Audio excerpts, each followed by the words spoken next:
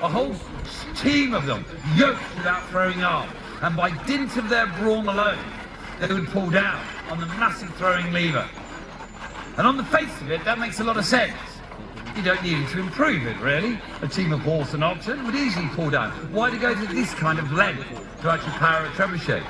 Well, taking livestock into a siege line is fraught with difficulties. Costs money, manpower, resources. Also, let's just be practical here. We're taking livestock into a siege line, where there just happens to be a great concentration of really hungry soldiers. I can assure you, their first thought, those soldiers on seeing that horse and that oxen is, oh, that's a valuable military strategic asset. That is not their first thought. Their first thought is lunch, dinner, burgers, steak, barbecue. So of course those animals will disappear. And when they disappear, your very expensive war machines lay idle. So another answer was sought, another answer was found, and this is the best of those answers. This is a man-powered trebuchet. What is delicious about this machine, the irony is not lost on me. See those massive wheels that are pulling down on that arm? Those massive wheels are taken from the construction industry. Those are crane wheels. The technology we use to destroy a castle, we are now going to use to build it. I adore that. The way it would work is quite simple. You'd have wheels maybe at the base of a castle wall under construction. A rope would go to a pivot or an anchor and a pulley at the top of a wall. It would then come down to a platform or a net into which you would place your finished stone. Someone walks in the wheels, often back then actually, blind people they would use. And of course, as they walk in those wheels, because blind people aren't in any way affected by the motion of the wheels, so they don't suffer the sickness you get from walking in a wheel, they would raise that finished stone to the top of a castle wall, take it off. It's a labour-saving device. All we've done is use those wheels, take it to a pulley out the back and collar it to an arm. I've made it hopefully sound simple, but it's not, it's hard work. This is the second of these machines we've had, and I've walked in the wheels. Back in 2008 when we first got a trebuchet, about 2 years, I had this rather onerous job. And trust me, it's hard work. That arm is made of 2 ash trees and weighs 1 ton. The whole frame is made of 8 oak trees, and the whole thing weighs 22 tons and stands 18 meters tall. Well, the counterweight, which is made out of oak, that weighs 1 ton. When empty, we got 5 tons of ballast in there, so they're raising over 7 tons. 7 tons before your eyes in a matter of moments with the most basic construction technologies. How impressive is that? And the whole point is to get that arm down to that A-frame at the back, right there. Now Meg, our Treb master, she's about to put the trigger in. You just heard it, and hold. So we're going to put the trigger, it's like a hook and eye situation, and then we immobilise the trigger with a metal pin, so that trigger cannot fall out. The crew can't move yet because it's still not safe. We then put a big, heavy industrial grade chain on there. Medieval man wouldn't have this bed. That's it. Everyone's free to move. They can move out. Of course, they've worked hard, pulling down on that big, massive weight. Lactate is building the legs, breath is caught in the chest, sweat goes into the eye. Indeed, walking in those wheels induces a sense of nausea. You can throw up in those wheels, which I don't recommend. Throwing up in a wheel where a floor becomes a ceiling with literally every revolution. But of course, we've now got 3 safeties on. We've got the chain, we've got the trigger, and we've got that rope that's pulled it down. If I was to pull the trigger now, probably nothing would happen. Why? Because the rope that's been so beneficial is now an encumbrance. It's in the way. So what do? How do we get rid of that rope? Well, if I was Ridley Scott directing a Hollywood epic that involved a trebuchet, I'd get my leading actor on a big white horse and a great big sword, charging in, cutting the rope, pulling the trigger and getting the bad guy. What a great movie that would be. Quite dramatic, but not really practical. The truth is a bit more prosaic. What we do is we get our crew, like we've done here, to face in the opposite direction. One goes on the brake and another just starts walking the wheel. And note, we only need 1 person now, not 2. The reason being, the weight's been locked off. There's nothing checking those wheels. So those wheels you can see are moving much more freely. This is where it gets dangerous for the winders in medieval history. You see, when you're pulling down on the arm, it's a hard work. It's not dangerous. Each wheel weighs about 1 ton. And as you're pulling down on that tonnage, The 7.5 tons is checking every rotation of those wheels. But once we lock the weight off, there is no brake, there's no check on that rotation. If we're not careful, those wheels will just go faster and faster and faster at this part of the process. And in medieval times, because you're rushing anyway, imagine if it goes too fast, you fall in those wheels, and if you fall, your body weight is not enough to stop the rotation. You will go to the top of the wheel, you will fall and break your back on the axle. Worse, if your hand comes out from the safety of the wheel, you could lose it on the uprights, which are made of oak. It's truly a dangerous occupation. Incidentally, there are opportunities on the website for trebuchet winding if you're interested. Now, it has to be said that once they've done this, and note we've got people on the break right there, though they are struggling a bit. So everyone, let's give them a bit of encouragement. Let's let them know that we're here. On the count of 3, let's give them a big cheer. 1, 2, 3. Oh, you can do better than that. Come on, they're working really hard. 1, 2, 3.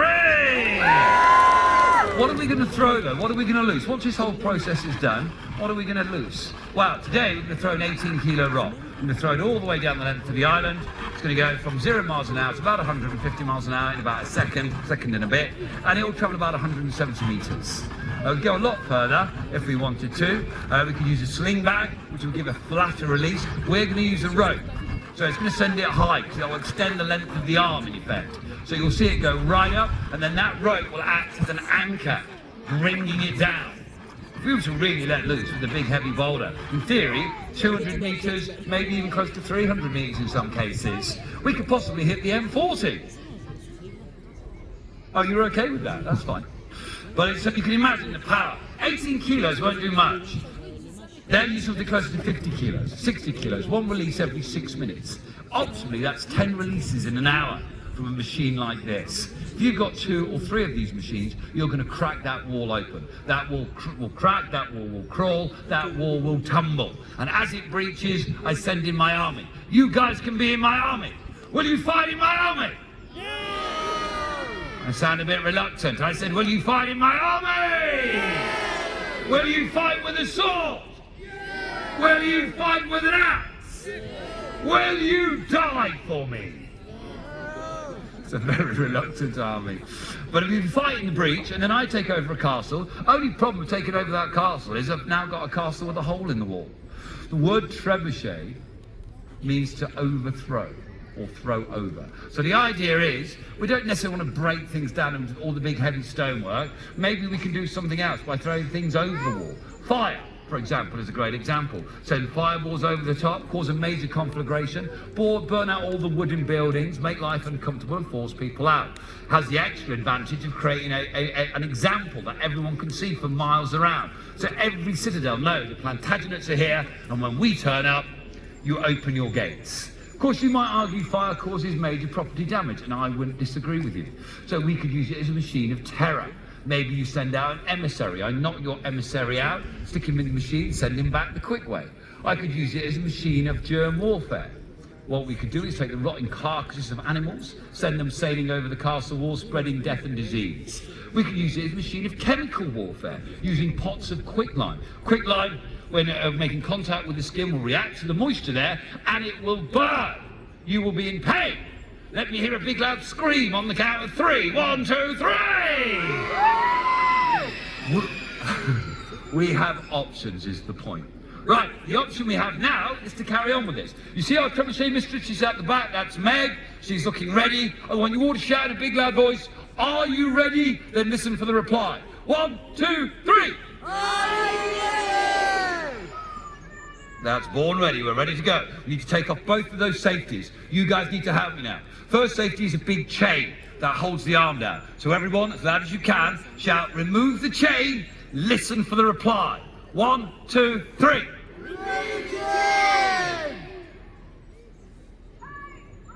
Okay, it gets really dangerous now. Everyone else has moved out of the way. The only thing holding this place is a trigger. We need to take out the pin.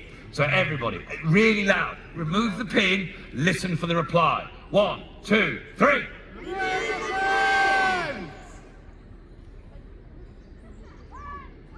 That's it, we're set, we're live, we're ready to go. The one question I get asked the most is, why do we have to be here? Why can't we be over there? It's because at this moment, we've gone from a nice little reenactment device at a wonderful castle to a loaded weapon.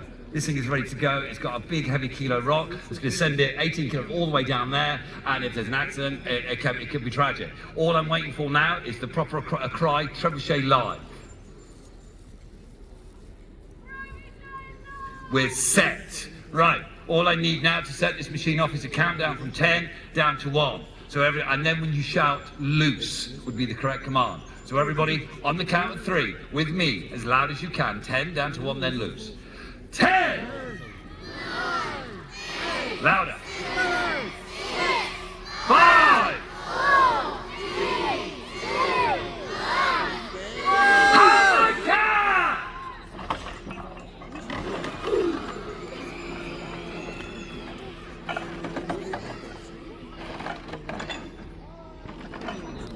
my lords and ladies, the mighty Trebuchet! Now, don't go anywhere just for a moment. The reason being, that takes an awful lot of effort to do, and in a day like today where it's really hot, it's taken a whole lot of planning. Personally, this castle, we're very lucky to have one of the few people actually qualified to operate a Trebuchet. Can I hear a big, loud cheer for the Trebuchet Master, Warwick? But also, those guys have walked in those wheels and raised over 7.5 tons. Can I hear the biggest, the loudest cheer for the Trebuchet Winders of the Wheel? My name is Master Tolbert, and I thank